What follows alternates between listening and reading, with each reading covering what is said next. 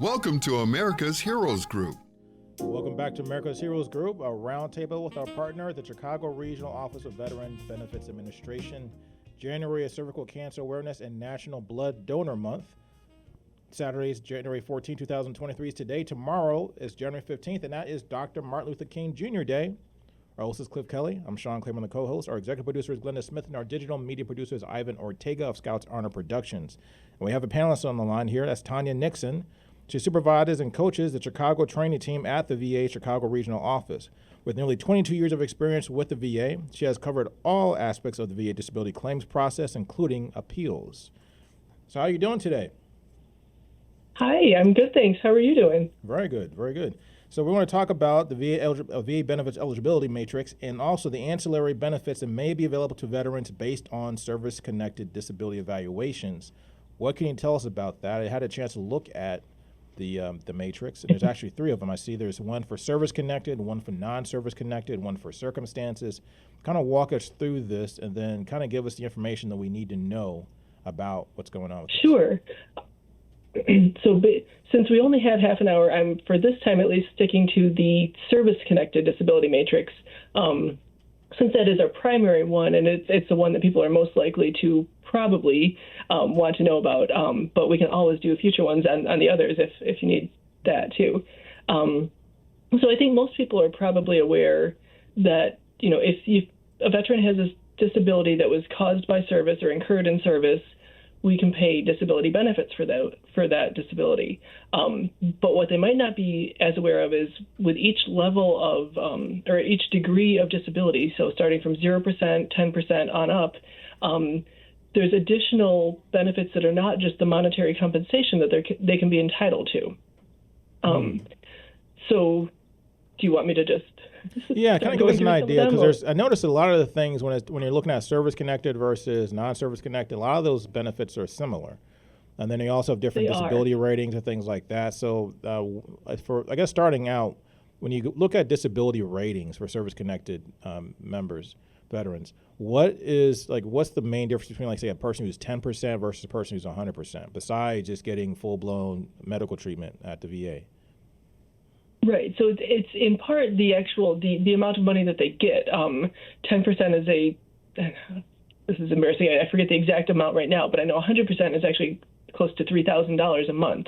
10% is around $200 a month, I think. So there's a vast difference in the monetary compensation, and that originally started.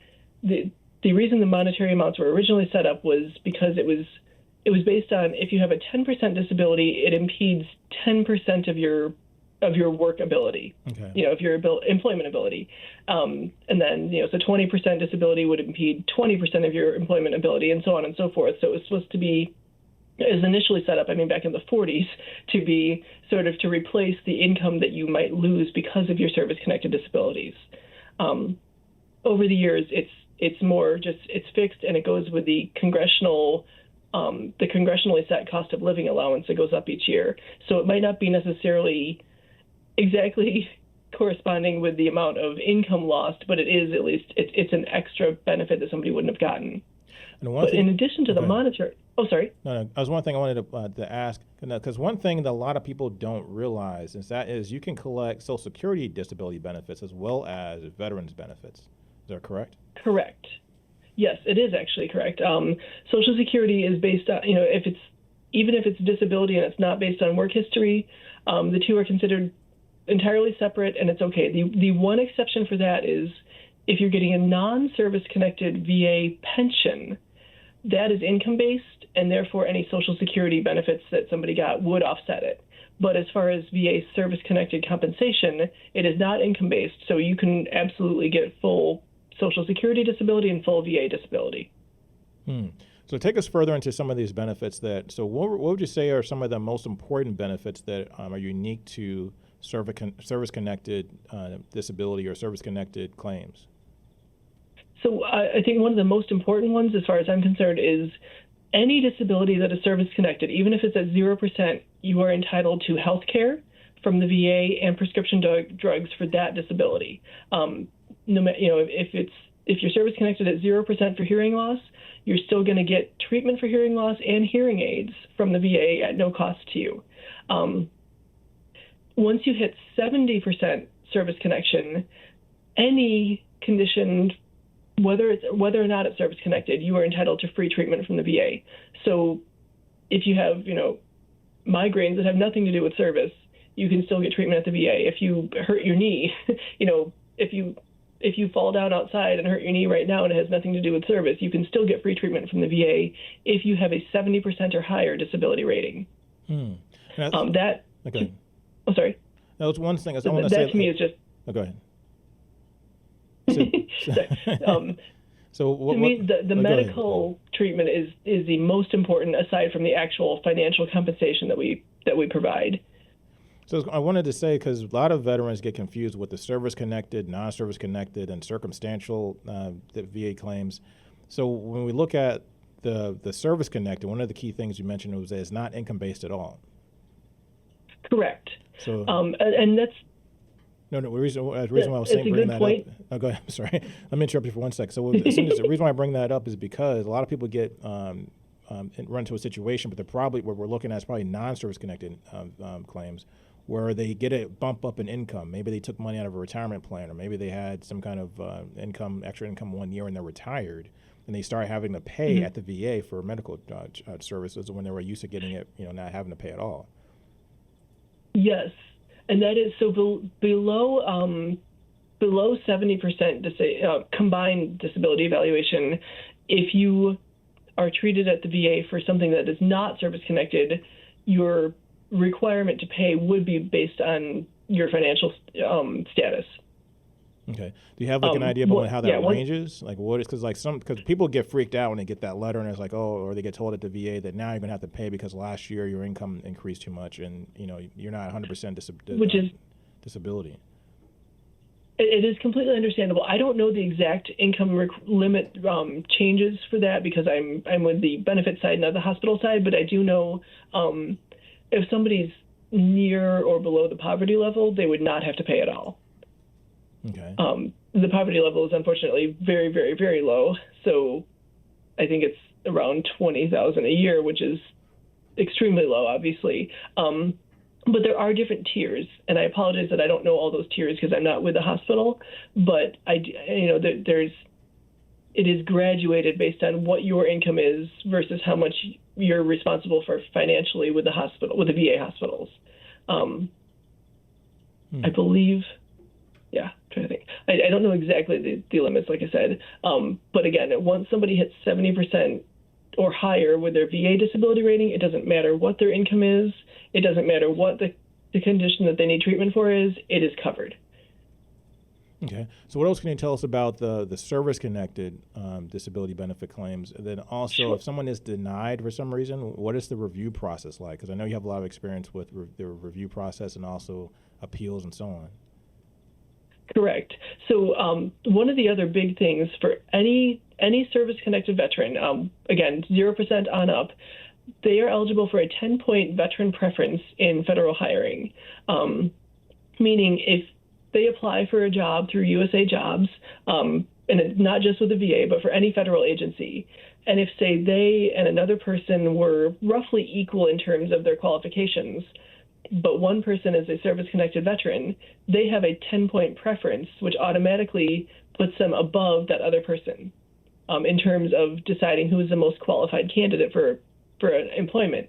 And I know some people get confused about that. It doesn't mean that you automatically go to the top of the list, but what it means is that is an additional amount that helps bump you up above somebody who might be, the same or similar qualifications as you. So it is a boost to be able to, so service-connected disabled veterans have a slight advantage in terms of getting federal employment. And then 10 points, so to translate that for everybody, how significant is 10 points on an application for a federal job? It's been a while since I had to review the applications, but it may not be a huge bump, but again, if you're in a pool of people who with all similar qualifications, which often it is, that would put you on top. Let's see. Once you hit 30% disability, you not only have that 10-point veteran preference in hiring, but we also have what's called direct hire authority, which means that you wouldn't have to compete with everybody else necessarily. So what does that mean? So, what do you mean? So if you apply for a job and you're 30% disabled, then you're like, is that basically a walk-on job, or how does that work? I mean, there would still need to be a position open. Mm-hmm. You'd still need to meet the basic qualifications for it. You can't, if a job requires, that you be a certified nurse and you're not, it doesn't matter how high your disability rating is, you won't qualify for that. But if you meet, all the basic qualifications for the job, that federal agency could choose to just bring you on without opening without opening a position opening, so you wouldn't be competing with as many other people. Now, of course, that would generally be done through the formerly known as vocational rehabilitation and employment. It's now veteran readiness and employment, but that is because if you don't know somebody at a specific agency, obviously you'd have no connection for them to be able to hire you directly. But working through VRE, they could reach out to an agency and say, hey, I've got somebody who, seems to be, this job seems to be a good fit for them, and they are 30% or higher disabled veteran. Do you have a position? So as long as you fit the qualifications, you're 30% disabled, the job, there has to be a job opening. Did I hear that correctly? Exactly, yeah. So you don't have to go through, they don't have to post a job and say we're hiring for XYZ position. So we're hiring, I don't know, maybe it's I'm just throwing it out there, maybe a nursing position at the VA. If you're a nurse and you're qualified to be a nurse and you're 30% disabled as a veteran, you can just go and say, okay, I want to be a nurse. If there's a job opening, I want to be a nurse, and then they can just hire you on the spot. Potentially, yes. The other option is also if somebody applies through the regular process, but then it's noted, oh, well, they're 30% or higher, they could just be selected based on that. They could then rise to the very top because of their direct hire authority qualification. So what's the next level up beyond 30%? You got me excited now. I don't want to know all the stuff you can. I'm not disabled, but I can pass the word along maybe to somebody. Right. That's basically it as far as the federal hiring goes. But that's pretty big. Yeah, it's huge. Because especially since we're in the USA Jobs environment where people apply online, there can be hundreds of applicants for a single job. And so being a disabled veteran, especially with a higher disability rating, you will automatically get more notice than somebody else who's not a veteran or is maybe 0% disabled. Mm-hmm. So beyond 30%, so the next tier is, what's the next tier? Is that 50%? Is that right? Well, as far as the hiring process, nothing. But as far as the compensation process, we've got it's in increments of 10, so 0, okay. 10, 20, 30, 40, 50, so on up to 100. There's other ancillary benefits that are eligible, that are applicable that aren't necessarily related to employment. All of, no matter what percentage you are, if you are a service-connected veteran, you have commissary and exchange privileges at military bases. So let me pause you right there for 1 second. So if you're a National Guard or Reserve, then you never mm-hmm. were deployed, or you never spent more than 6 months in active duty. Do you still get to use the commissary? Do you still get to use the PXs around the country? How does that work? So I don't know as far as I believe if you're actively in the Reserves or National Guard, I think that qualifies as being able to use the commissary and exchange privileges. That Otherwise, you would need to have. I'm sorry. That I've done. And while in service, I've used the commissary and PX. But when you once you get discharged, then what are you eligible for? So if you retire from the military, and I believe that includes retired from the National Guard or Reserves, then you would still have those commissary and exchange privileges. If you did not retire, you did a certain number of years, but not enough to qualify for retirement, you would need at least a 0% service-connected disability rating. And that is entirely possible. You said a 0% disability rating? At least a 0%. So yes. How does that work? What is a 0% disability rating? So you'd actually be surprised. There's quite a few disabilities where you have a diagnosis, but it doesn't quite meet the criteria under the 38 CFR Codified Regulations Part 4, which is the rating schedule. One of the biggest ones that we grant at 0% is actually hearing loss. Okay.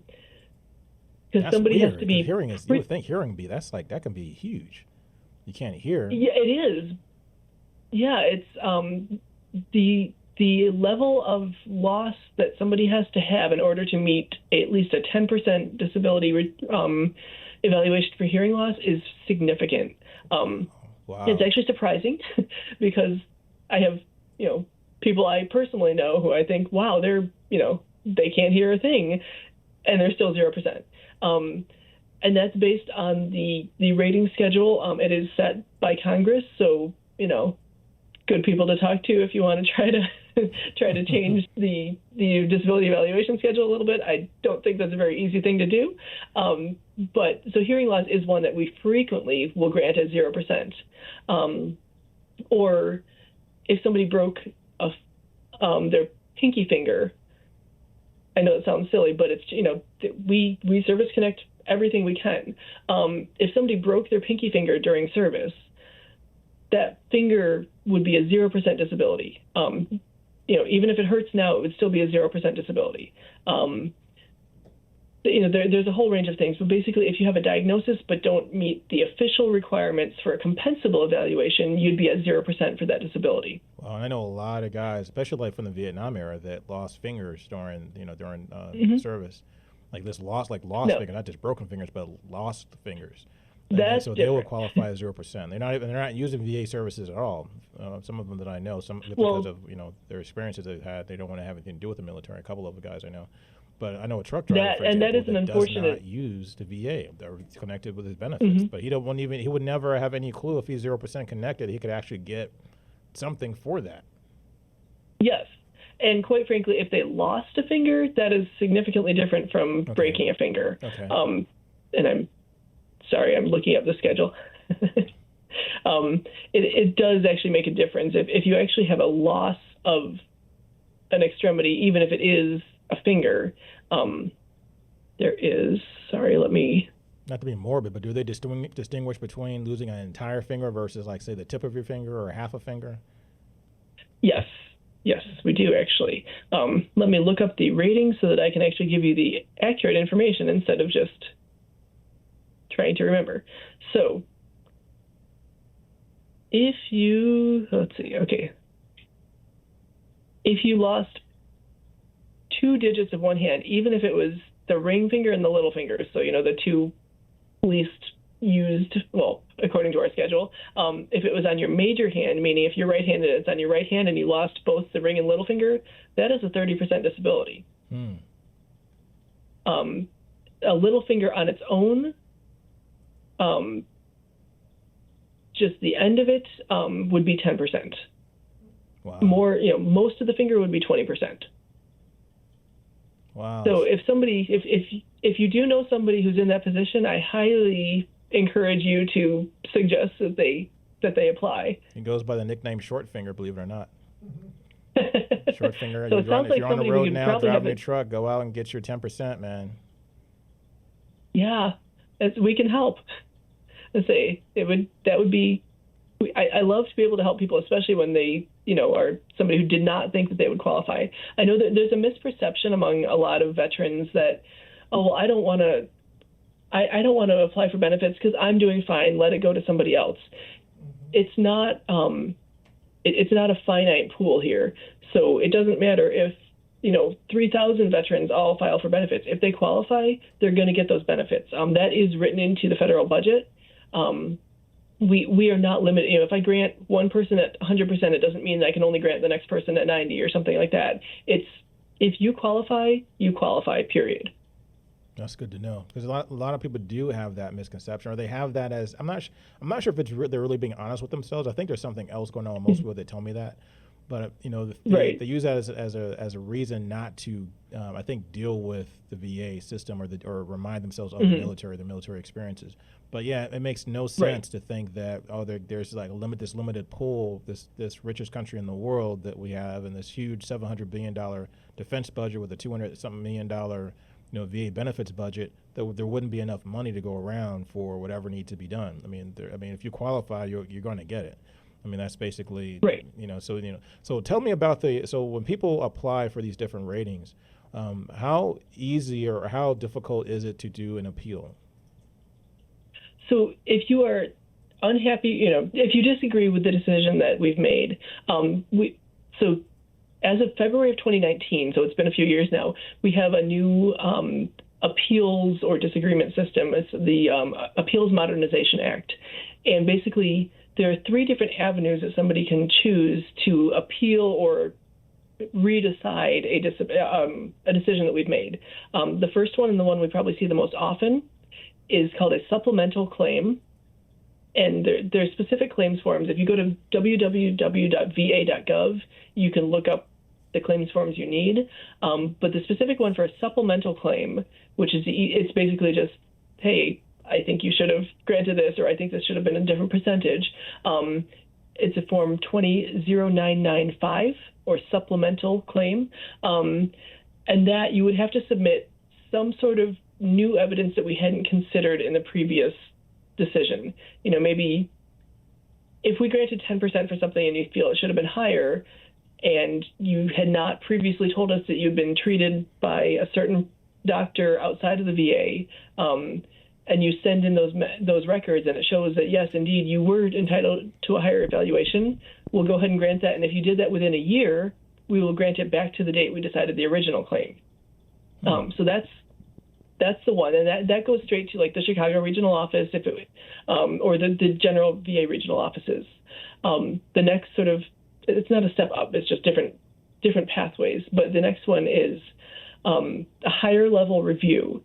And it's done by people called decision review officers. They're basically sort of senior rating specialists, for lack of a better term. And they can look back at a decision that we made and decide either that something was maybe not quite, a procedure was not quite properly followed, or that they could see a way to grant something that we had previously denied, or assign a higher evaluation. The DROs have the authority to make a different decision based on the same evidence, if applicable.